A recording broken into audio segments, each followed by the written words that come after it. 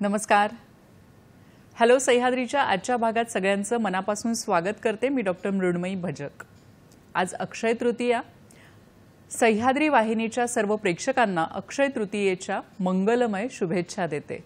आज खरं तर सोने खरेदीचा दिवस, पण सोन्याहूनही मौल्यवान असा निसर्ग आणि पर्यावरण, त्याविषयी आज आपण बोलणार आहोत.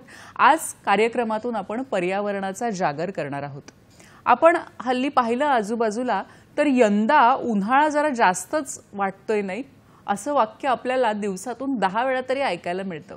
नक्की काय झालेलं आहे? तापमान वाढलेलं आहे, आपल्याकडेच वाढलेलं आहे की जगभरात वाढलेलं आहे, आणि या सगळ्यासाठी आपण काय करू शकतो याविषयीचा आहे आजचा कार्यक्रम. आजचा विषय काय आहे ते पाहून घेऊया.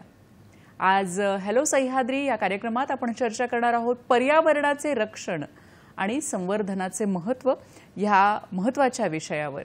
आणि ह्या विषयातील तज्ज्ञ आज आपल्याबरोबर आहेत. आज आपण आमंत्रित केलंय विद्याधर वालावलकर यांना. सर नमस्कार. कार्यक्रमात आपलं अगदी मनापासून स्वागत करते. पर्यावरण दक्षता मंडळाचे सर अध्यक्ष होते, आता उपाध्यक्ष आहेत. त्याचप्रमाणे हे जे मंडळ आहे याला 25 वर्ष पूर्ण झालेली आहेत. गेल्या 25 वर्षापासून पर्यावरणाविषयीच्या वेगवेगळ्या मुद्द्यांवर हे मंडळ काम करते. महाराष्ट्र शासनाचा वनश्री पुरस्कार संस्थेला लाभलेला आहे. तसंच हॉस्पिटल वेस्ट मॅनेजमेंट हे अतिशय जिकरीचं आणि महत्त्वाचं काम मंडळातर्फे केलं जात होतं. अगदी कोविडच्या काळात देखील हे काम अतिशय व्यवस्थितपणे पार पडत होतं, आणि ह्या कामासाठी देखील महाराष्ट्र शासनाचा पुरस्कार संस्थेला लाभलेला आहे. आणि मुळात ही संस्था काय काय काम करते ह्याविषयी जाणून घेणार आहोत, आणि एकूणच आपल्याला पर्यावरणासंबंधी जे काही प्रश्न जाणवतात त्याविषयी आपण बोलणार आहोत. आता पर्यावरण म्हटलं तर अतिशय मोठा असा विषय होतो. तर त्यापैकी जल व्यवस्थापन आहे, कचरा व्यवस्थापन आहे, ऊर्जा व्यवस्थापन आहे, हरित व्यवस्थापन आहे आणि जैवविविधता, अशा या अनेक मुद्द्यांवर आज आपण चर्चा करणार आहोत. सुरुवात करूया कार्यक्रमाला. असं पुन्हा एकदा आपलं स्वागत करते कार्यक्रमामध्ये. आणि आपण म्हणतो सर की हल्ली सगळीकडेच कुठेतरी हे एक बोलणं होतं की पर्यावरणाचा ऱ्हास होतोय, किंवा आता ग्लोबल वॉर्मिंग होतंय, हा शब्दही खूप आपण वापरतो. तर नक्की सध्या पर्यावरणाची काय स्थिती आहे आपल्याकडे, काय सांगू शकाल तुम्ही? खरं म्हणजे प्रत्येक जणाला हे जाणवतंय की आपण कुठेतरी काहीतरी चुकतोय आणि त्याचा काहीतरी परिणाम आपल्या सभोवतालवरती होतोय. बरोबर. म्हणजे अगदी जागतिक पातळीवरती जरी घेतलं तरी सुद्धा प्रत्येक देशामध्ये तुम्हाला एक्स्ट्रीम घटना, म्हणजे दुबईत पडलेला पाऊस किंवा आता जमलेलं बर्फ किंवा तिकडे एक्स्ट्रीम झालेला हिवाळा किंवा उन्हाळा, म्हणजे फक्त तापमानच वाढते असं नाहीये. तर जे काय होतंय ना ते कॉन्सन्ट्रेटेड एकाच ठिकाणी आणि अत्यंत, म्हणजे काय म्हणतात ते त्याला, डिझास्ट्रस अशा स्वरूपामध्ये होतंय. ते धोकादायक आहे. म्हणजे एका ठिकाणी किती पाऊस पडावा असं म्हटलेल्या त्या दुबईमध्ये सगळ्या वर्षाचा पाऊस जर एका दिवसात पडून गेला तर कशी स्थिती होईल त्याची. अशी स्थिती काही प्रमाणामध्ये हिवाळा जास्त पडल्याने किंवा उन्हाळा जास्त पडल्याने आपल्यासारख्या, म्हणजे कालची जर बातमी आपण ऐकली तर नाशिक सारख्या शहरामध्ये जवळजवळ 10 का 12 लोक हे उष्माघाताने गेल्या काही दिवसामध्ये गेले, अशा स्वरूपाची बातमी आहे. आता हे प्रमाण वाढत जाईल, कारण एवढ्या एक्स्ट्रीम प्रकारच्या गोष्टींना आपल्याला सवय एक्स्ट्रीम प्रकारच्या गोष्टींची नाही. आणि हा सगळा पर्यावरणाचा परिणाम आहे. कारण कसं आहे की सर्वसाधारणपणे आपल्या शेजारची सगळ्या प्रकारची हिरवाई आपण अदृश्य करतोय. त्यामुळे जमिनीवरचा एक फॅक्टर असा होता की जो सूर्याची उष्णता शोषून घ्यायच्या ऐवजी त्याची एनर्जी म्हणजे ऊर्जा जी आहे ती शोषून घ्यायचा आणि उष्णता जी आहे त्याचं रूपांतर ऊर्जेमध्ये व्हायचं आणि जे अत्यंत चांगल्या प्रकारचं एक म्हणजे निर्माण केलेलं चक्र होतं. हे चक्र झाडांची संख्या कमी झाल्यामुळे डिस्टर्ब झालंय आणि प्रचंड डिस्टर्ब झालंय आता. म्हणजे त्याच्या संख्यात्मक दृष्ट्या किंवा आपण अजून कुठल्याही प्रकारे जर त्याचं स्टॅटिस्टिकल काही उत्तर काढायला लागलो तर ते नेहमी निगेटिव्हच उत्तर आहे. आणि त्यामुळे आपण त्या सगळ्या गोष्टींकडे लक्ष न देता बहुतांश आपल्या सुखासाठी काय करता येईल अशा प्रकारचं सगळी रचना उभी करायला चाललोय आणि त्या रचनेचे हे सगळ्या प्रकारचे परिणाम आपल्यावर होत आहेत. बरोबर आहे. म्हणजे कदाचित असं आहे की कदाचित आत्ता ते परिणाम आपल्याला दिसत नाहीत किंवा आत्ता त्याची झळ आपल्याला दिसते, पण पुढे जाऊन ह्याचे आणखी विपरीत परिणाम होऊ शकतात. हा म्हणजे खरं तर वर्तमानपत्रातल्या बातम्यांमध्ये असं आलं की आपल्याकडे 5 वर्ष राहिली आहेत किंवा 20 वर्ष राहिली आहेत अशा स्वरूपाचं अल्टिमेटम की म्हणजे म्हणजे ही आपल्या मृत्यूची नोंद आहे वगैरे असं एक्स्ट्रीम कदाचित लोकांना सांगायला लागतं. पण असं एक्स्ट्रीम काही सांगण्याची आवश्यकता नाही, कारण निसर्ग जो आहे ना तो अत्यंत लहरी आहे आणि तो अनेक गोष्टी वेगवेगळ्या प्रकारे बदलतो निसर्ग. आणि या सगळ्या निसर्गावरती आपण केलेल्या गोष्टींचा परिणाम होतोय. म्हणजे आपण कार्बन डायऑक्साईड निश्चित जमा होतोय, तो एक्सेस जमा होतोय आणि त्याच्यामुळे ग्लोबल वॉर्मिंगची सिच्युएशन तयार झाली आहे. हे सगळं जरी सत्य असलं तरी निसर्गाकडे प्रत्येक गोष्टीवरती काही ना काहीतरी उत्तर निश्चित असतं आणि त्याप्रमाणे निसर्ग त्याच्यामध्ये काही ना काहीतरी बदल करत असतो. आता हे बदल निसर्गातल्या सर्व घटकांना सांभाळून होत नाहीत, तर त्याच्यामध्ये कोणाचं तरी निर्दालन सुद्धा होतं. माणूस जे घाबरतोय ते स्वतःचं निर्दालन व्हायला. आणि सगळ्यात मोठी समस्या आहे ती सगळ्यात जास्त असलेल्या माणसांच्या लोकसंख्येची एक समस्या आहे. आणि त्यामुळे कुठेतरी आपण घरं बांधण्यासाठी म्हणा किंवा ऑफिसेस बांधण्यासाठी म्हणा की रस्ते बांधण्यासाठी जी नैसर्गिक संपत्ती आहे त्याचं कुठेतरी आपण ज्याला आपण म्हणतो की हानी प्रत्यक्षरित्या किंवा अप्रत्यक्षरित्या होतीये. आता यासाठी सर अनेक कायदे आहेत, शासन अनेक गोष्टी सांगताय, पण त्याबरोबर जनजागृती होणं किंवा सामान्य जे माणसं आहेत की त्यांना असं वाटणं की हा बाबा पर्यावरण हा आपला विषय आहे, तो केवळ एखाद्या संस्थेचा किंवा केवळ तो पर्यावरण मंडळाचा विषय नाही, तर तो माझा विषय आहे. हा विचार सर्व लोकांपर्यंत रुजवणं हे नक्कीच गरजेचं आहे. तुम्ही अनेक वर्ष या क्षेत्रात काम करताय, तुम्ही काय सांगाल की हा विचार रुजणं हे कशी प्रक्रिया आहे ती? नाही, रिसोर्सेस जे आहेत ना ते मर्यादितच आहेत ना. रिसोर्सेस कधी वाढणार नाहीत आपोआप. म्हणजे नैसर्गिक रिसोर्सेस जे अवेलेबल आहेत, जे जैविकरित्या परत एकदा पुनरुत्पादित होतात, ते रिसोर्सेस कदाचित तुम्ही योग्य प्रकारे वाढवू शकता. पण तरी सुद्धा त्याला जमिनीच्या मर्यादा आहेत, पाण्याच्या मर्यादा आहेत, हवामानाच्या मर्यादा आहेत. आणि त्यामुळे रिसोर्सेसची एक मर्यादा ओळखून माणसाने स्वतःसाठी किती घ्यायचं हे ठरवायला लागेल. आणि आतापर्यंतच्या सगळ्या आपल्या बोलण्यामध्ये सुद्धा येतं बघा की माणसाने किती घ्यायचं. पृथ्वीच्या पाठीवरती जे सगळे जीव आहेत ना, प्रत्येकाचा हक्क आहे की त्याच्यावरती. जसा ऑक्सिजनवरती हक्क आहे, जसा पाण्यावरती हक्क आहे, तसा जमिनीवरती पण हक्क आहे. आणि या सगळ्या गोष्टींवरचा हक्क मान्य करून त्या सगळ्यांना न्याय देऊन मग माणसाने खरं म्हणजे स्वतःचं, कारण तो ज्ञानी आहे ना, स्वतःला तो ज्ञानी समजतो ना, तर अशा प्रकारचा विचार व्हायला तर भरपूर वर्ष लागतील. अजूनही आपण मानव केंद्रित विचार करतोय, माणसासाठी सगळ्या सुखसोयी निर्माण करतोय, माणसासाठी विज्ञान डेव्हलप करतोय आणि त्या विज्ञानाच्या आधारावरती अजून नवीन नवीन गोष्टी करायचा प्रयत्न करतोय. या सगळ्याचा फोकस जो आहे ना तो एका प्रकारे विज्ञानाची डेव्हलपमेंट, आपल्या मानवजातीची प्रगती असा असला तरी दुसऱ्या बाजूने या सगळ्या विज्ञानाचा उपयोग ना मानवी काय म्हणतात ते सुखसोयींसाठी अधिक व्हायला लागलाय. म्हणजे आपल्या सुखसोयींसाठी. आणि तो होताना मग त्याच्यामध्ये जे रिसोर्सेस घातले जातात ना ते सर्वसाधारण प्रगतीपेक्षा वेस्ट गेलेले रिसोर्सेस अशा प्रकारचं त्याचं एकूण त्याचा संदर्भ लागतोय. आणि त्यामुळे मानवाची प्रवृत्ती जर अशीच राहिली की माझ्या सोयीकरता हे सगळं आहे असं जर त्याच्या मनात राहिलं तर माझ्या प्रगतीचं किंवा माझ्या संशोधनाचं सुद्धा मूळ असंच राहील की मी अशा प्रकारच्या गोष्टी शोधून काढेन की ज्याने मला सुखसोयी लाभतील. मी सर्व जगताला, सर्व पशु प्राण्यांना किंवा सगळ्या झाडांना अशा प्रकारच्या गोष्टी शोधणार नाहीये. आणि म्हणून ही सगळी समस्या त्याच्यातनं जन्माला येते की बेसिक माणसाचं मन जर बदलायचं असेल ना तर त्याच्यासाठी म्हणजे पर्यावरण शिक्षण सुद्धा म्हणजे पर्यावरण असा विषय शिक्षणात आणून सुद्धा काहीच वर्ष झाली आहेत ना.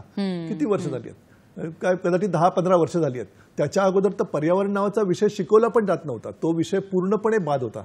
आणि त्यामुळे एक पिढी अशी आहे की जी पिढी आता काम करते सगळ्या प्रकारची, त्या पिढीने पर्यावरण हा विषय शिकलेलाच नाहीये. म्हणजे पर्यावरण म्हणून शिकलेलं नाहीये. त्यांनी जीवनाचं शिक्षण घेतलं, त्याच्यामध्ये पर्यावरण होतंच, पण पर्यावरण असा विषय शिकलेला नाहीये. आणि आता नवीन पिढी जी आहे ती पर्यावरण विषय शिकतेय, पण बहुतांश रॅट रेस जी लागलेली आहे ना स्पर्धा, त्याच्यामध्ये पर्यावरणातनं मार्क किती मिळवायचे असा विचार जास्त आहे. पर्यावरणात समजून घेऊन आपल्यामध्ये बदल करायचे असा विचार थोडासा. नक्कीच, म्हणजे ते कुठेतरी समजून घेणं आणि आपणही त्याच्यासाठी असणं हे खूप महत्त्वाचं आहे. सर, अनेक मुद्दे आहेत. खरं तर पर्यावरण हा खूप मोठा विषय आहे, तर त्यातल्या एकेका मुद्द्यावर मला वाटतं आता आपण बोलूयात. एक आहे तो पाण्याचा प्रश्न आहे, जो सगळीकडे आहे, भारतात आहे, जगातही काही ठिकाणी आहे. जेव्हा आपण आपल्या देशाबद्दल बोलतो किंवा आपल्या राज्याबद्दल बोलतो, तर तेव्हा जलव्यवस्थापन म्हणजे पाऊस तर दरवर्षी पडतो, कधी कमी पडतो, कधी जास्त पडतो. तर ह्या पाण्याचं व्यवस्थापन जर आपण व्यवस्थित करू शकलो तर पाणी पुरेल का हो सगळ्यांना? खरं म्हणजे पुरेल. व्यवस्थापनाचा अर्थ काय? आपण पैशाचं व्यवस्थापन असं करतो का की आपल्या पगारापेक्षा जास्त प्लॅनिंग करतो? नाही करत. जेवढं उपलब्ध आहे त्याचा वापर कसा करावा याला व्यवस्थापन म्हणतात ना. त्यामुळे त्या शहराला, त्या गावाला, त्याच्या आसपास असलेले सगळ्या प्रकारचे वॉटर रिसोर्सेस एकत्र करून त्यांना किती पाणी कुठल्या कुठल्या काळामध्ये मिळू शकतं आणि त्या पाण्याचा त्यांनी योग्य प्रकारे वापर कसा करावा, अशा स्वरूपाचं काही थिंकिंग होणं आवश्यक आहे. सुरुवात कुठून आहे? तर सुरुवात मी माझ्या घरात वापरल्या जाणाऱ्या पाण्यापासून आहे. चक्क म्हणजे मी किती पाणी वापरतो, मला एकट्याला किती पाणी लागतं. म्हणजे उदाहरणार्थ 15-20 वर्षापूर्वी किंवा 25 वर्षापूर्वी जेव्हा आम्ही पाणी वापरत होतो तेव्हा पर कॅपिटा पाण्याची जी खपत होती महानगरपालिकेची ती अत्यंत कमी होती. आणि ती आता सगळी फ्लॅट सिस्टीम आणि टॉवर्स हे सगळं झाल्यानंतर ती बरोबर 10 पटीने वाढली पर कॅपिटा. बापरे. पर कॅपिटा कन्झम्पशन जर 10 पटीने वाढलं आणि वाढणारी लोकसंख्या जर प्रचंड असली तर सगळे शहर, मोठी महानगर किंवा एखादा मोठा टॉवर उभा राहिला तर तो पाणी पिणारा एक मोठा फॅक्टर उभा राहतो. पाण्याचं व्यवस्थापन महत्वाचं काय आहे तर इव्हन पाणी वापरल्यानंतर त्याचं काय होतं याच्याबद्दल पण कोणी विचार करत नाही. मी जे वेस्ट वॉटर तयार करतो ना त्याची पण समस्या आहे मोठी, पण त्याचाही कोणी विचार करत नाही. जलव्यवस्थापनामध्ये या सगळ्याचा विचार केला पाहिजे. मला उपलब्ध पाणी किती, त्यातलं मी वापरतो ते कसं वापरतो आणि मी वापरल्यानंतर त्या पाण्याचं काय होतं. म्हणजे जर्मनीसारख्या प्रगत देशामध्ये सुद्धा रिसायकल्ड वॉटर वापरायला लागतं. सिंगापूर सारख्या देशामध्ये सुद्धा बाटलीवरती लिहिलेलं असतं की हे रिसायकल्ड वॉटर आहे, तरी सुद्धा तुम्ही विश्वासाने पिता. परंतु उद्या जर विद्याधर वालावलकरनी सुरू केलं असं की एक बाटलीवरती मी हे स्वच्छ पाणी करून विकलंय तर लोकांचा त्याच्यावर विश्वास बसणार नाही. आपल्याकडे पाणी उपलब्ध पण आहे भरपूर, ते लोकांना मिळतं पण आहे सगळ्या शहरांमध्ये मोठ्या. त्यामुळे जिथे पाण्याची कमोडिटी म्हणजे आता विक्रिय वस्तू म्हणजे विक्री करायची वस्तू म्हणून आता त्याची आयडेंटिटी झाली आहे, तर सगळ्यांचा विचार हे पाणी विकता कसं येईल असाच आहे आता. आणि हा त्यातला फरक आहे. त्यामुळे जलव्यवस्थापन हे अत्यंत महत्वाची गोष्ट आहे. बघा तुम्ही का म्हणजे मला काय वेळेला असा प्रश्न पडतो की समजा काहीतरी डिझास्टर झालं आणि एका मोठ्या शहराकडे येणाऱ्या जलवाहिन्या आहेत त्या समजा बंद झाल्या आणि त्या 8 दिवस बंद झाल्या, तर खरोखर ते शहर इमर्जन्सी म्हणून खाली करायला लागेल. आपल्याकडे व्यवस्थाच नाहीये. विदिन शहर त्या शहराला पाणी पुरवठा करायची व्यवस्था कुठे आपल्याकडे? किती पाणी साठवलेलं आहे शहरासाठी किंवा शहराच्या खालचं. म्हणजे मी तुम्हाला एक इंटरेस्टिंग म्हणून सांगतो.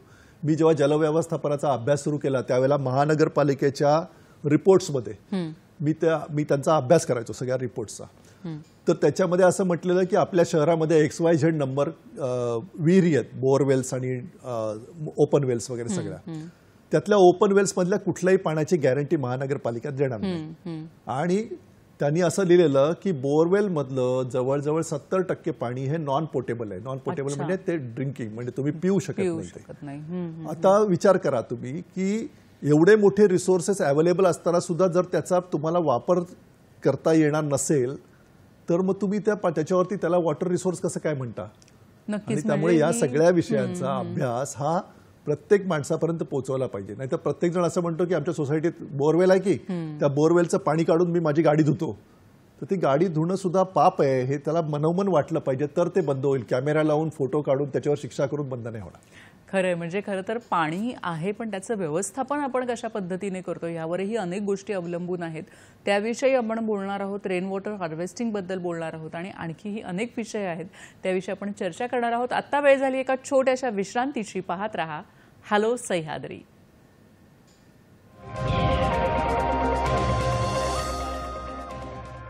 नमस्कार. विश्रांतीनंतर सगळ्यांचं पुन्हा एकदा अगदी मनापासून स्वागत करते. पर्यावरणाविषयी आपण बोलतोय, पर्यावरणाची काळजी कशी घ्यायची आणि संवर्धन कसं करायचं. आपल्याला मार्गदर्शन करतायत विद्याधर वालावलकर सर. सर, आपण मगाशी पाहिलं की जलव्यवस्थापन कसं करायचं, त्याच्यामध्ये रेन वॉटर हार्वेस्टिंग हा एक अतिशय महत्त्वाचा मुद्दा येतो. तर रेन वॉटर हार्वेस्टिंग नक्की कसं करायचं आणि एक सोसायटी लेवलवर म्हणा किंवा इंडिव्हिज्युअल लेवलवर कशा पद्धतीने ते करता येईल. रेन वॉटर हार्वेस्टिंग म्हणजे माझ्या डोक्यावर पडणारं पाणी आहे ना, ते माझं आहे. म्हणजे माझ्या फ्लॅटच्या डोक्यावरती, माझ्या सोसायटीवरती, माझ्या शेत जमिनीवरती. या न्यायाने बघितलं ना तर भरपूर मोठ्या एरियावरती पडणारा पाऊस जो आहे ना तो शेतकऱ्याच्या मालकीचा आहे किंवा गावाच्या मालकीचा आहे. शहरामध्ये आपलं सगळं मिळून काही स्क्वेअर फीट जागेवरती पडणारा पाऊस सुद्धा काही जणांच्या मध्ये विभागला गेलेला आहे. आणि तो सुद्धा आपण महानगरपालिकेकडे पाठपुरावा करून साठणारं पाणी ताबडतोब बाहेर निघून गेलं पाहिजे अशा प्रकारचे प्रयत्न करतो. आणि दुर्दैवाने त्यामुळे ते पाणी कुठेही साठायला किंवा जमिनीत जायला काही चान्स नाहीये. म्हणजे रेन वॉटर हार्वेस्टिंग म्हणजे असंच गच्चीवरचं किंवा चांगल्या जागेवरचं पकडलेलं पाणी आहे ते जमिनीमध्ये सोडणं. म्हणजे जे नॅचरली थांबले ना ते आपण कृत्रिमरित्या करणं. आणि असं करायचा प्रयत्न आम्हीच केलेला. आम्ही सगळ्यात पहिल्यांदा जेव्हा हे 20-22 वर्षापूर्वी सुरू केलं त्यावेळेला माहितीही नव्हतं की अशा प्रकारे गच्चीवरचं पाणी आहे ते खालती वॉटर रिसोर्सेसमध्ये सोडता येतं. आणि त्यावेळेला पहिल्यांदा हे जेव्हा सुरू झालं त्यावेळेला जवळजवळ 100-125 सोसायट्यांनी त्यांचं पेव केलेले म्हणजे सिमेंटिंग फोडून त्याच्यामध्ये पाणी सोडायला सुरुवात केली पहिल्यांदा. आता बऱ्यापैकी आता महानगरपालिकांनी नियम केले आहेत सगळ्या आणि सगळ्यांना कंपल्सरी केलंय, त्याचं परीक्षण वगैरे होतंय. पण तरी सुद्धा अनेक पद्धतीने हे पाणी साठवून ते जमिनीमध्ये जर ठेवलं आपण तर ते आपल्याला पुढच्या काळामध्ये काहीतरी उपयोगात आणता येतं. अशा स्वरूपाचा प्रचार आणि प्रसार भरपूर मोठ्या प्रमाणावरती होणं आवश्यक आहे आणि सगळ्या लोकल सेल्फ गव्हर्नमेंटनी स्वतःची पण एक सर्वंकष योजना बनवणं आवश्यक आहे. नक्कीच सर, तुम्ही म्हणालात की सोसायटीजमध्ये आली आपण बघतो की सगळीकडे कुठेतरी जमीन अशी दिसत नाही, म्हणजे टाईल्स असतात किंवा काहीतरी तिथे फरशा लावलेल्या असतात. तर मग ह्यासाठी काही वेगळी जागा सोडणं आवश्यक आहे का हे मी तुम्हाला विचारणार. पण आपल्याला एक फोन येतोय, तो आधी घेऊयात आपण. शिवानंद वसेदार आपल्याशी बोलतायत निपाणीहून. नमस्कार, आपला प्रश्न विचारा.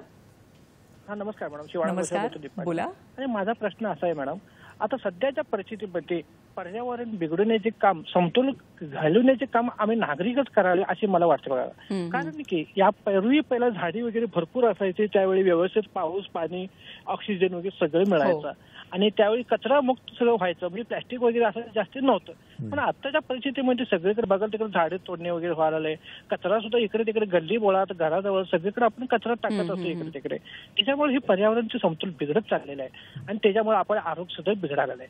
मग त्यासाठी आपण नागरिक म्हणून काय करायला पाहिजे आणि आम्ही पर्यावरणाचं समतोल कशा प्रकारे राखली पाहिजे. आता काही ठिकाणी वाढदिवस वगैरे करताना. धन्यवाद सर, आपला प्रश्न मला कळलेला आहे की एक नागरिक म्हणून आपण काय केलं पाहिजे हा आपला प्रश्न आहे. धन्यवाद आपल्या प्रश्नाबद्दल.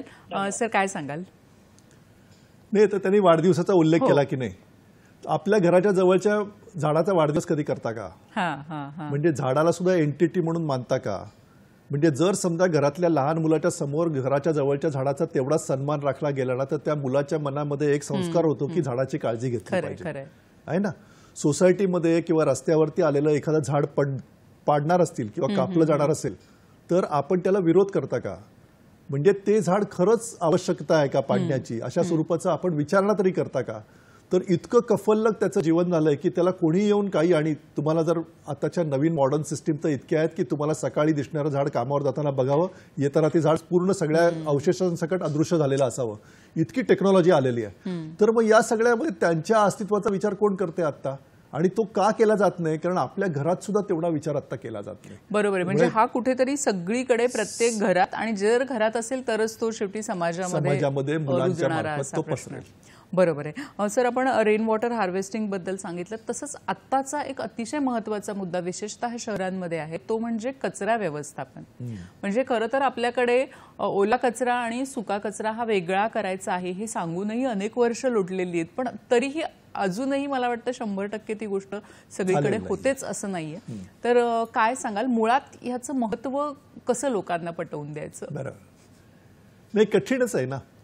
ही सगळी प्रोसेस आहे ना ती कठीण आहे. म्हणजे कुठपर्यंत शक्य आहे की मी समजा एखादं चांगलं भाषण केलं आता की ना ओला कचरा आणि सुका कचरा जर वेगळा केला तर आपण कचऱ्यावरती विजय मिळवू शकतो, लोक टाळ्या वाजवतात, मग थोड्या वेळाने मला भेटून सांगतात की मी अत्यंत चांगलं बोललात, हे लोकांनी करायला पाहिजे असं म्हणतात, आणि घरी गेल्यावरती ते विसरून जातात दुर्दैवाने.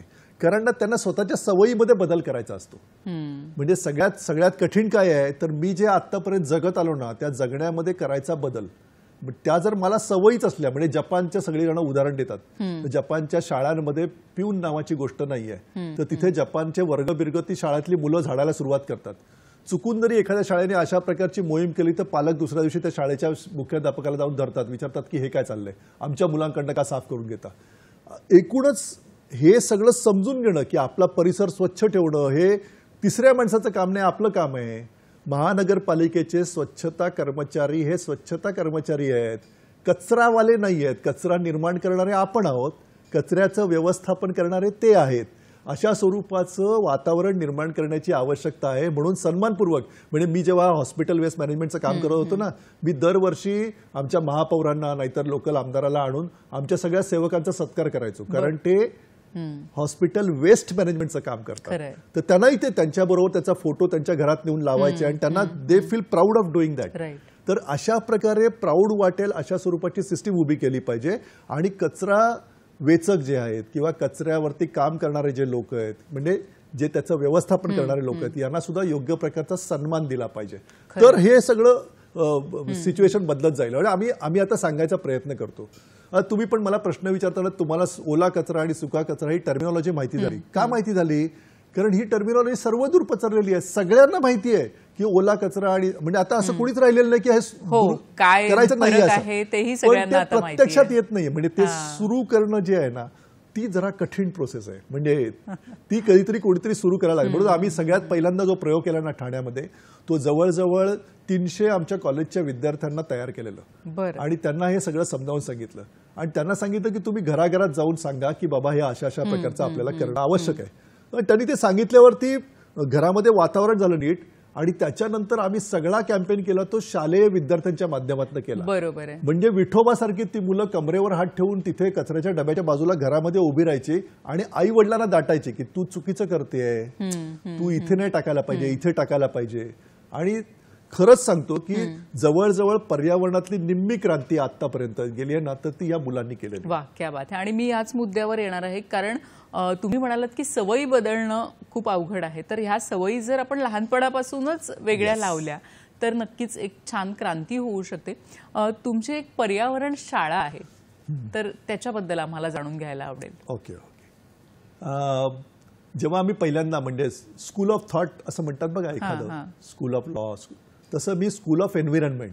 पण तिला why to ask school of environment, आपण त्याला पर्यावरण शाळा म्हणू आणि आपण ते रूढ करू असं आम्ही 25 वर्षापूर्वी ठरवलं. आणि पर्यावरण शाळा, आता तुम्ही ठाण्यामध्ये कुठल्याही कॉर्नरला जा आणि विचारा पर्यावरण शाळा, तर त्यांना पर्यावरण शाळा माहिती आहे. पर्यावरणातल्या अगदी सोप्या, म्हणजे झाड लावण्यापासून ते ग्लोबल वॉर्मिंग पर्यंतच्या सगळ्या विषयांचं प्रायमरी माहिती तुम्हाला क्युरिओसिटीने तुम्ही अधिक माहिती मिळवू शकता. पण त्याची बेसिक टर्मिनॉलॉजी माहिती करून घेणं, ते काय आहे हे समजून घेणं, त्याचा आपल्या जीवनाशी काय संबंध आहे आणि माझ्यावरती काय परिणाम होणार आहे हे समजून घेणं, हे सगळं समजण्याची ती शाळा आहे. म्हणून पहिल्यांदा ती चालू झाली, ती विद्यार्थ्यांसाठी झाली. पण 3 वर्षांनंतर आम्ही सुरू केल्यानंतर सरकारने पर्यावरण नावाचा विषय शाळेमध्ये इंट्रोड्यूस केला. मग तो कोचिंग क्लास होऊ नये म्हणून आम्ही मग त्या पर्यावरण शाळेचं रूपांतर सर्व वर्गाच्या वयोगटातल्या लोकांसाठी केलं. आणि मग ती खुली पर्यावरण शाळा सुरू झाली. जेव्हा आता कोविडच्या काळामध्ये आवश्यकता पडली त्यावेळेला आम्ही ऑनलाईन पर्यावरण शाळा सुरू केली. ती पण आम्ही जवळजवळ 100-125 शाळांमध्ये चालवत होतो. त्याच्यानंतर आता तर ठाणे महानगरपालिकेने आमच्याबरोबर एक अशा प्रकारची ऑनलाईन पर्यावरण शाळा चालू केली आहे, जी खुली पर्यावरण शाळा आहे आणि ज्याच्यामध्ये ठाणे शहरातले सगळे नागरिक येऊ शकतात आणि त्यांना वाटलेल्या प्रश्न, म्हणजे ती इंटरॅक्टिव्ह आहे.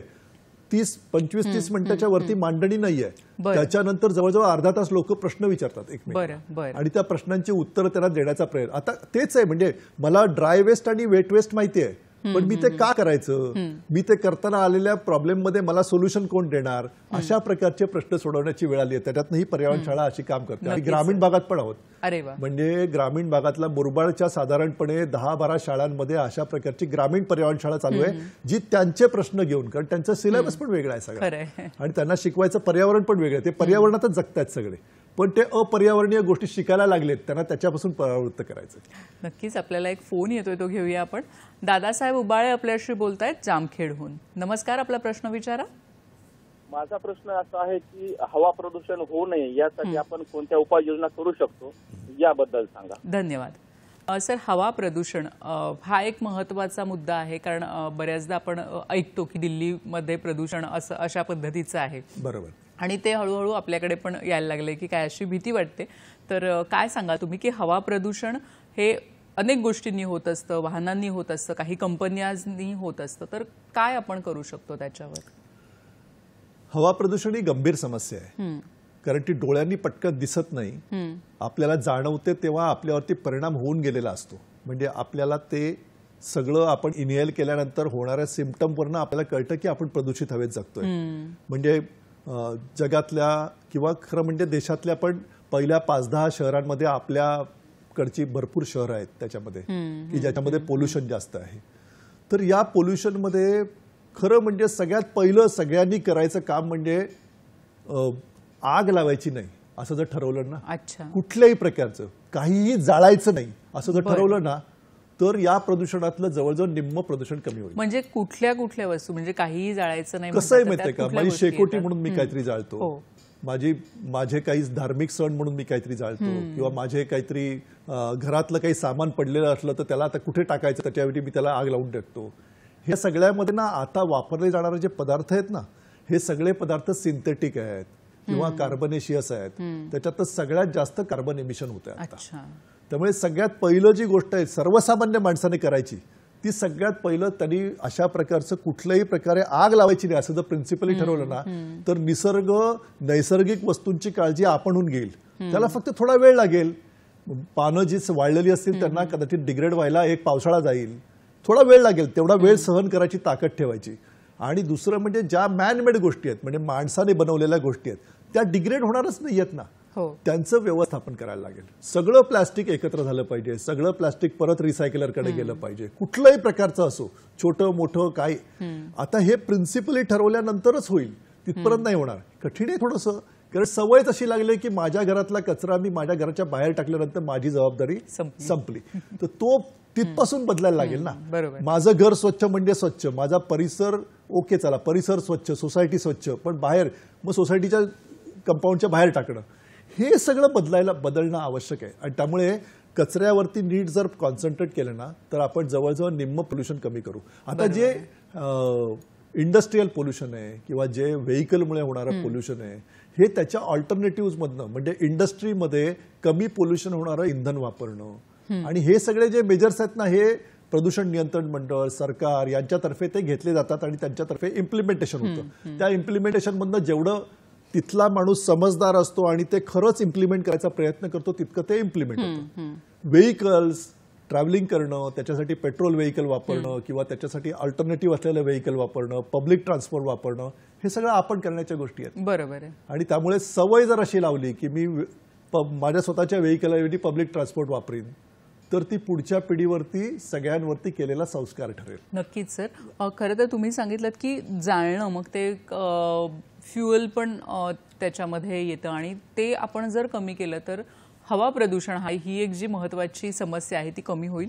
सर, काही ठिकाणी आता बघायला मिळतंय की एअर प्युरिफायर्स आलेले आहेत, म्हणजे जसं वॉटर प्युरिफायर आहे तसं हवेसाठी देखील आता प्युरिफायर्स आपल्याला आणावे लागतायत. तर ही खरंच एक खंत आहे असं आपल्याला म्हणावं लागेल. अगदी, म्हणजे हवेतलं पार्टिक्युलेट मॅटरच्या बाबत एवढी जागृती झाली आहे की लोकांनी आता एअर कंडिशनर सुद्धा त्याच्यामध्ये प्युरिफायर असलेले, म्हणजे पार्टिक्युलेट मॅटर काढून घेणारे वगैरे घेतलेत. म्हणजे त्याचा सगळ्याचा परिणाम किती होणार तर खरं म्हणजे 2 किंवा 4% वरती परिणाम होत नाही, परंतु लोकांना त्याच्यामध्ये पण इंटरेस्ट आहे. पैसे ज्यांच्याकडे खर्च करायला आहे ते अशा प्रकारचे पैसे खर्च करतात, किंवा मोठ्या मोठ्या रस्त्यावरती मोठे मोठे प्युरिफायर म्हणजे डस्ट कलेक्टर गोळा केलेत. आता हवेत डस्ट एवढी प्रचंड आहे तर त्याच्यातनं किती वेळ आणेल आणि किती डस्ट जाणार ह्याचा विचार न करता आपण असं म्हणायचं की ओके चला याच्याबाबत काहीतरी मेजर्स चालू आहेत. हे सगळे लोकांच्या वरती परिणाम करणाऱ्या गोष्टी असतात की ज्याच्यातनं अशा प्रकारचं स्वच्छ हवेचं लोकांना अट्रॅक्शन वाटावं अशा स्वरूपाचं आपण समजून घेणं आवश्यक आहे. मला असं वाटतं की हे जे तुम्हाला माहिती आहे का सगळ्यात जास्त पोल्युशन कुठे असेल तर ते कुठेतरी बाहेरच्या जगामध्ये किंवा याच्यामध्ये असण्याऐवजी आपल्या घरात सुद्धा असतं. आपल्या घरात वापरलेल्या अनेक गोष्टींमधून उत्सर्जित होणाऱ्या पदार्थांचं आपल्या घरामध्ये इतकं अॅक्युम्युलेशन होतं की ते सगळेजण मिळून आपल्या घरातल्या हवा पोल्यूट करत असतात आणि आपण त्याच हवेत जगत असतो.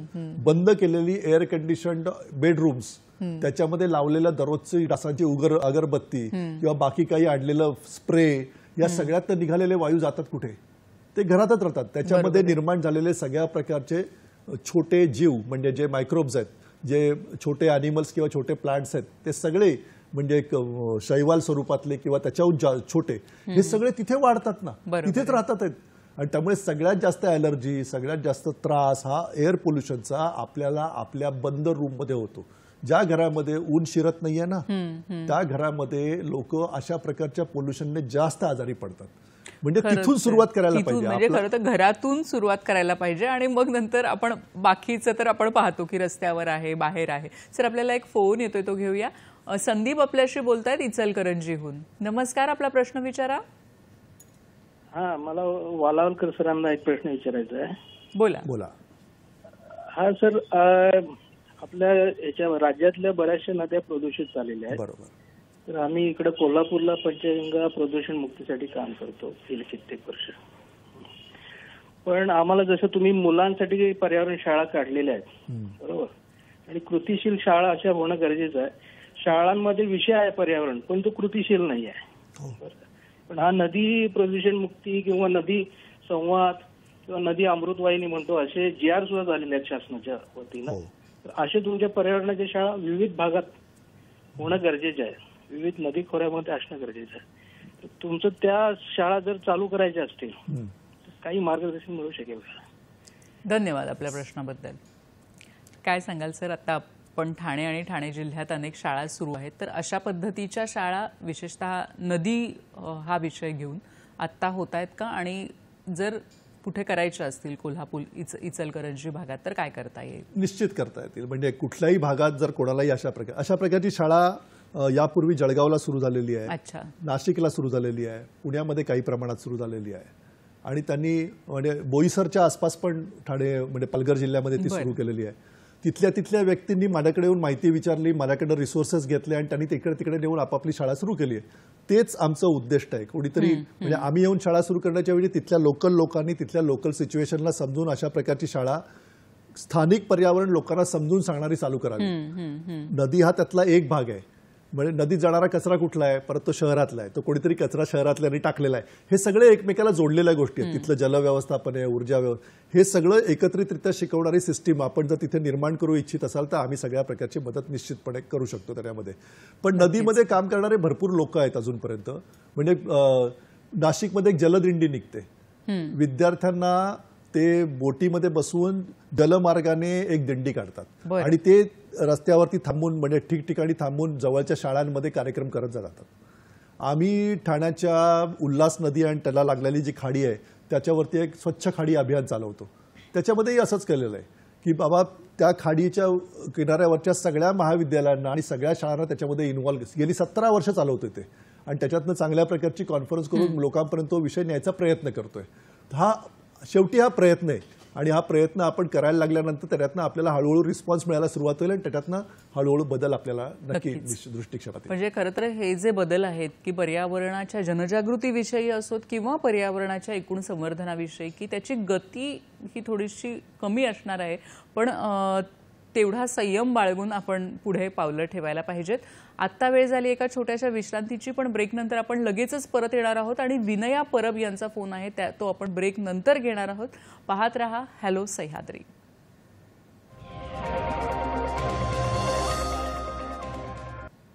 नमस्कार. विश्रांतीनंतर सगळ्यांचं मनपूर्वक स्वागत करते. आपण पर्यावरणाविषयी बोलतोय, चर्चा करतोय. आपल्याला मार्गदर्शन करतायत विद्याधर वालावलकर सर आणि आपल्याला एक फोन मगाशी येत होता. विनया परब आपल्याशी बोलतायत. नमस्कार, आपला प्रश्न विचारा. माझा प्रश्न असा आहे मॅडम की पर्यावरणासाठी कोणती झाडं लावावी पर्यावरण संवर्धनासाठी, आणि काही माणसं सांगतात की काही प्रॉपरच झाडं लावावी, काही झाडं लावू नयेत, काही झाडं लावावी. तर सरांचं नेमकं मत काय आहे? धन्यवाद. सर, आता जून सुरू होईल आणि जून सुरू झाला की वृक्षारोपणाची मोहीम एक सगळीकडे सुरू होते. तर काय सांगाल तुम्ही की कोणती अशी काही झाडं आहेत का की ही लावावीत किंवा कुठली लावू नयेत? भारतीय झाडं लावावीत सगळ्यात पहिली.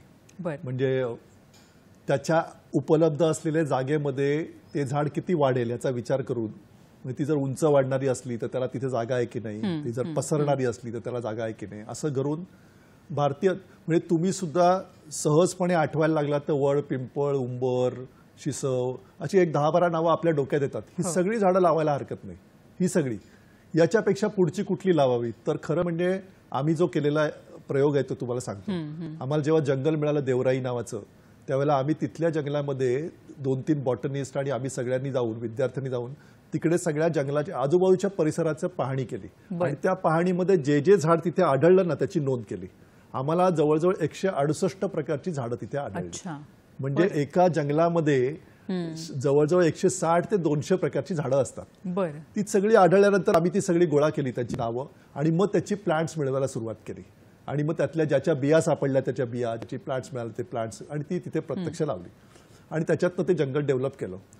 याच्या पुढचं अमुक एक झाड लावू नये तर काही झाडं जी एक्झॉटिक आहेत, एक्झॉटिक म्हणजे बाहेरनं इथे आलेली आहेत किंवा इन्व्हेसिव्ह आहेत, म्हणजे जी लावल्यामुळे ती आजूबाजूच्या वातावरणावरती परिणाम करतात किंवा आजूबाजूच्या झाडांवरती अतिक्रमण करतात, तर तशी झाडं मात्र लावू नये. अशी कुठली झाडं? अशी गुलमोहराचं झाड आहे उदाहरणार्थ, की ते दिसतं सुंदर एकदम, त्याला लाल लाल फुलं वगैरे येतात, आणि तर ते शक्यतो लावू नये कारण त्याच्यावरती तुम्हाला पक्षी बसलेला सहसा आढळत नाही कुठलाही, किंवा त्याच्यावरती पक्षी घरटं बनवत नाही.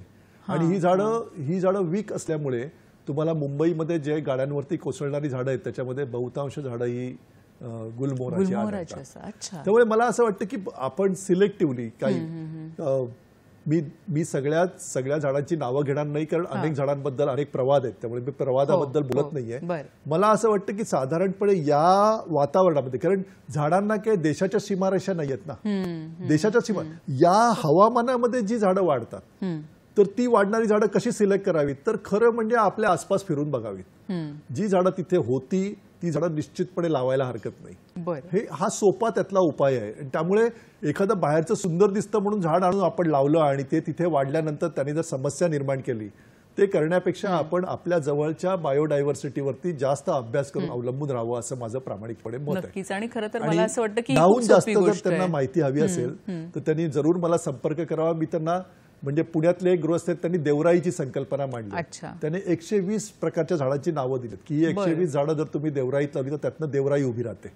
आम्ही आता जे लावलेत आमच्याकडे 127 प्रकारची झाडं आमच्या देवराईत लावलेली आहेत. त्याची पण लिस्ट मी त्यांना देऊ शकतो. ही सगळी पूर्ण भारतीय झाडं आहेत आणि कुठेही लावता येतील असेल. परत एकदा, ती लावताना तिथली जागा, उपलब्ध जागा, तिथे किती दिवस ते राहणार आहे आणि आजूबाजूला त्याच्या काय काय आहे सगळ्याचा विचार करून तुम्हाला झाड सिलेक्ट करायला लागतं. आपल्याला आणखी एक फोन येतोय बदलापूरहून. नमस्कार, आपला प्रश्न विचारा. हॅलो, नमस्कार, आपला प्रश्न विचारा. हा, मला असा प्रश्न होता की धूळ आणि धूर याच्यावरती नियंत्रण योग्य प्रकारे कसं ठेवता येऊ शकतं? बरं, धूळ आणि धूर. हा, धन्यवाद. अजिंक्य गोळे यांचा फोन होता बदलापूरहून. धूळ आणि धूर कसं नियंत्रण ठेवायचं? आता धुराबद्दल तर मला वाटतं तुम्ही सांगितलं की कुठलाही पदार्थ जाळायचा नाही. धुळीचं काय करायचं? धूळ एक तर 2 प्रकारे, एक तर आपल्या सगळ्या मेकॅनिकल गोष्टींच्या हालचालीमुळे आणि नाहीतर वाऱ्यामुळे, नॅचरली वाऱ्यामुळे धूळ निर्माण झाली तर. पण जमिनीला माती पक्की चिकटलेली नाही म्हणून तर धूळ निर्माण होते ना. म्हणजे जेव्हा जमिनीतलं पाण्याचं प्रमाण कमी व्हायला लागतं तेव्हा वरचा थर आहे तो सुटतो आणि तो थर जेव्हा हलका असतो त्यावेळेला तो धुळीच्या स्वरूपामध्ये वरती उचलला जातो आणि तो सगळीकडे पसरतो. जमिनीवरचं हिरवं आच्छादन हे निश्चित पाहिजे. तेवढं जरी केलं तरी सुद्धा तुम्हाला धूळ आपोआप, म्हणजे बदलापूर सारख्या शहरामध्ये तर मला असं वाटतं पूर्वी प्रचंड झाडं होती, प्रचंड, आणि आता त्यांची संख्या अत्यंत कमी व्हायला लागली आहे. आणि त्यामुळे ठिकठिकाणी उघडी पडलेली जी जमीन आहे किंवा केलेल्या कामाचं जे उडलेली धूळ आहे ती सातत्याने परत परत उडत राहते, म्हणून त्यांना तशा स्वरूपाची सिच्युएशन जाणवत असावी आता. परंतु माझं असं मत आहे की झाडं जिथे वाढवलेली आहेत तिथे कमी प्रमाणात धूळ असते, झाडं जिथे वाढवलेली आहेत तिथे. आणि जिथे व्हेकलची वाहतूक कमी आहे तिथे सुद्धा तुम्हाला कमी धूळ आढळते. याच्या आता कंट्रोल कसा करायचा, आता कंट्रोल मेजर्स घेतलेली आहेत ना. प्रत्येक धुराड्यातनं बाहेर पडणाऱ्या धुरावरती नियंत्रण आहे आता, की त्यातनं किती धूर बाहेर पडावा आणि तो किती स्वच्छ असावा याच्या संदर्भात काही नियम बनवलेले आहेत. नंतर गाडीच्या प्रत्येकाला काही फिल्टरची अरेंजमेंट करून गाडीतनं बाहेर पडलेल्या धुरावरती पण काही नियंत्रण, किंवा आता इलेक्ट्रिकल व्हेकल आल्यामुळे अशा प्रकारचा धूर कमी निघतोय. पण या सगळ्याचे परत एकदा तो विषय येतो तो माणसाच्या इंटिग्रिटीशी, की या सगळ्या यंत्रणा इतक्या खर्चिक आहेत की मी माझ्या प्रोडक्शनमध्ये त्या लावाव्या की नाहीत, नंतर माझ्या ह्याच्यामध्ये त्या इफेक्टिव्हली चालाव्यात की नाहीत, हे शेवटी त्या माणसाशी जोडलेलं आहे. आणि त्यामुळे माणसाला बदलणं आवश्यक आहे, त्याने हे मेजर घेणं आवश्यक आहे, म्हणजे मग सगळ्यांना त्याच्यातून सुखसोयी निर्माण होतील. म्हणजे खरं स्वच्छ हवा हा प्रत्येक माणसाचा तुम्ही म्हणा की हक्क आहे, हक्क. आणि तो हक्क त्याला मिळवून देण्याचा प्रयत्न सगळ्यांनी मिळून केला पाहिजे. आणि एक तर सत्य आहे की किती श्रीमंत माणूस असो कितीही गरीब माणूस असतो तो सेम हवेमध्ये श्वासोच्छवास करतो, त्यामुळे तो ऐकायला त्रास देईल दुसऱ्याला देणार नाही असं काही होणार नाहीये. आणि त्यामुळे याच्याबद्दल सगळ्यांनी नीट पद्धतीने विचार करणं आवश्यक आहे. नक्कीच. म्हणजे आपल्याला माहिती आहे का की आपण एका दिवसात साधारण 20,000 वेळा श्वासोच्छवास करत असतो, म्हणजे तेवढा ऑक्सिजन आपण रोजच्या रोज घेत असतो. आणि आपल्याला कोविड काळामध्ये माहितीच आहे की ऑक्सिजनच्या किमती काय होत्या, तर त्या जर किमती आपण रोजच्या आपल्या श्वसनासाठी लावल्या तर रोजचा आपला मेंटेनन्सच केवढा होऊ शकतो. तर हे सगळं जर आपण गणित केलं तर मला वाटतं की झाडं लावणं आणि तुम्ही जसं म्हणालात की जमिनीवरचं एक हिरवं आच्छादन आहे तर ते शाबूत ठेवणं खूप गरजेचं आहे. सर, माणूस म्हणून आपण जेव्हा जगत असतो तेव्हा अनेक पद्धतीच्या ऊर्जा आज आपल्याकडे आहेत, उपलब्ध आहेत. तर त्या सगळ्या ऊर्जांचं व्यवस्थापन कशा पद्धतीने केलं गेलं पाहिजे जेणेकरून माणसालाही फायदा होईल, तिथे राहणाऱ्या इतर जीवांनाही फायदा होईल आणि पर्यावरणाचं सगळ्यात महत्त्वाचं रक्षण होईल? हो, हा विषय तसा म्हणजे काय म्हणतात ते समजून घ्यायला थोडा कठीण आहे. कारण आपलं सगळं जीवन जे आहे ना ते ऊर्जामय झालंय आता. म्हणजे आपण ग्राउंड फ्लोअरवरनं वरच्या मजल्यावर राहायला गेलो की आपल्याला लिफ्ट लागायला लागली, नंतर घरामध्ये सगळ्या ठिकाणी लाईट लागायला लागले. घरामध्ये म्हणजे एका घरामध्ये पूर्वी 2 लाईटनी चालायचं होतं, आता 15-15, 20-20 लाईट लागायला लागले. आपण आपलं म्हणजे कॉम्प्युटर चालायला लागले, टेलिव्हिजन चालायला लागले, फोन चालायला लागले, त्याचं चार्जिंग व्हायला लागलं, बॅटऱ्या वापरायला लागलेत. त्यामुळे एकूण आपलं जीवन हे ऊर्जेने इतकं म्हणजे चालवलं, ड्रिव्हन बाय ऊर्जा असं झालंय. आणि त्यामुळे आता ऊर्जेशिवाय आपलं होणारच नाही असं आपल्याला वाटतं. म्हणजे काहीच होणार नाही. आणि खरंच आहे तसं. म्हणजे समजा परत 2 दिवस एखाद्या शहराची पूर्ण ऊर्जा गेली ना तर तिसऱ्या दिवसापासून सगळ्या टॉवरच्या लोकांना खाली उतरून कुठेतरी राहायला लागेल टेंटमध्ये, कारण पाणीच चढणार नाही एवढ्यावरती. ऊर्जेशिवाय पाणी चढूच शकत नाही. आणि एवढी इम्पॉर्टंट ऊर्जा असून सुद्धा अजून तिचा वापर हा रॅशनली करावा असं चुकून सुद्धा आपण आपल्या पुढच्या पिढीला शिकवत नाहीये. हा त्यातला ड्रॉबॅक. म्हणजे सहजपणे वापरावी, फुकट गेली तर काय होते, पैसे जास्त भरायला लागतील ना असं म्हणून जी गोष्ट अधिक निर्माण करता येणार नाही किंवा अधिक निर्माण करणारं त्याची रिअल कॉस्ट आणि त्याची एन्व्हायरमेंटल कॉस्ट या दोघांमध्ये असलेला फरक आपण भरू शकत नाही हे समजावून सांगण्याची आपल्याकडे पद्धत नाही. म्हणजे तुम्ही जो आता मुद्दा म्हटलात की रिअल कॉस्ट आणि एन्व्हायरमेंटल कॉस्ट, तर ह्या दोन्ही किमतींचा कुठेतरी विचार केला गेला पाहिजे. म्हणजे आता तुम्ही जर रस्त्यावरनं चाललेला इलेक्ट्रिकल व्हेकल जर बघितलं ना तर त्यांनी असं लिहिलंय की 0 प्रदूषण. ते 0 प्रदूषण नाहीये, 0 एमिशन आहे, 0 एमिशन आहे. म्हणजे ते त्या ठिकाणी कार्बन उत्सर्जित करत नाही, मान्य. पण जिथे कुठे ती इलेक्ट्रिसिटी तयार झाली तिथे कार्बन ऑलरेडी उत्सर्जित झालाय की. त्यामुळे मी इलेक्ट्रिकल कार वापरतो हे जेव्हा अभिमानाने आपण सांगतो ना त्यावेळेला आपण कुठल्याही प्रकारे एन्व्हायरमेंटवरती काही खरं म्हणजे उपकार करत नाही. आपण स्वतःवरती करतो, कदाचित आजूबाजूच्यांवरती करतो की त्या ठिकाणी आपण पोल्युशन करत नाही. इतकं स्वच्छ समजून घेण्याची आवश्यकता आहे. म्हणजे गरज नसताना मी इलेक्ट्रिकल व्हेकल तर वापरतोय ना, त्यात काय झालं मी स्कूटर वापरली तर, असं जे लोकांचं म्हणणं आहे ना ते म्हणणं पण कमी होईल. आणि लोकांनी पायानी खरंच चालायला लागले ना तर वेगळा व्यायाम करायची पण आवश्यकता नाही कुठल्या तरी जिममध्ये जाऊन, जो सहजपणे होतो आपला. त्यामुळे मला असं वाटतं की आपण आपल्या सगळ्या कॅपॅसिटी विसरून आपण दिवसेंदिवस अधिकाधिक ऊर्जा डिपेंडंट होतोय. अगदी. आणि सगळी बघा ना, सगळी आपल्या नवीन सिटी जे येते ना, म्हणजे ज्याला आपण मॉडर्न सिटी म्हणतो, त्याची संकल्पना कशावर आधारित आहे हो? तुम्ही बोट लावाल तिथे बटन आहे, तिथे काहीतरी चालू होतंय, तुम्हाला कॅमेऱ्याने बघितलं जातंय, तुम्ही कुठेही चाललात तर तुम्हाला तिथे काय म्हणतात ते इंडिकेटर्स आहेत किंवा तुम्हाला सेन्सर्स आहेत. हे सगळं कशावर चालतंय? असं जर आपलं जीवन जर आपण मॉडर्न समजत असू ना, तर आपल्याला कोण वाचवू शकेल माहिती नाही. नक्कीच. इतकी ऊर्जा आपण वेस्ट करतो. ऊर्जाचा तुम्ही आता उल्लेख केलात की 2 दिवस समजा गेली तर 2 दिवस मी तर म्हणेन खूपच झाले. अगदी अर्धा तास जरी वीज नसेल घरात या उन्हाळ्याच्या दिवसामध्ये तर काय परिस्थिती होते ही आपल्या सगळ्यांनाच माहिती आहे की ऊर्जा म्हणजे समजा जर वीज नाहीये तर विजेवर चालणारी उपकरणं नाहीयेत, वायफाय बंद पडतं आणि त्यावेळी खरोखर म्हणजे आपण इतके अवलंबून आहोत या सगळ्या गोष्टींवर की ते आपल्याला कळतं. सर, एक शेवटचा एक मुद्दा मला इथे उपस्थित करावासा वाटतो, तो म्हणजे जैवविविधता. आता ऊर्जा आणि ह्या सगळ्या कुठेतरी आपण ह्या मुद्द्यावर आलोय की आपल्यापासून ही सुरुवात नक्कीच झाली पाहिजे, पण जैवविविधतेमध्ये आपण कशा पद्धतीने हातभार लावू शकतो?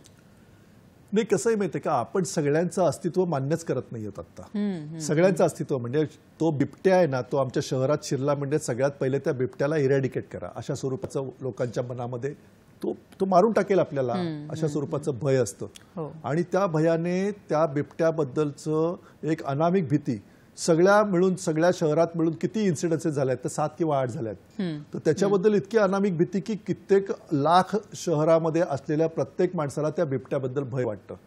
बिबट्या उगाच कोणावरती हल्ला करत नाही, बिबट्या आपल्यापेक्षा उंच माणसावरती हल्ला करत नाही. या सगळ्या विज्ञानाचा सुद्धा परिचय प्रत्येकाला झालाच पाहिजे, तर त्याच्यातनं सहजीवन अस्तित्वात येईल. नाहीतर मग कुठल्याही म्हणजे माझ्याकडे येणारा प्रत्येक प्राणी हा मला त्रासच द्यायला आलाय आणि तो घरात आल्यानंतर त्याला ठार मारणं हा माझा जन्मसिद्ध हक्क आहे असं फक्त माणूस ठरवतो.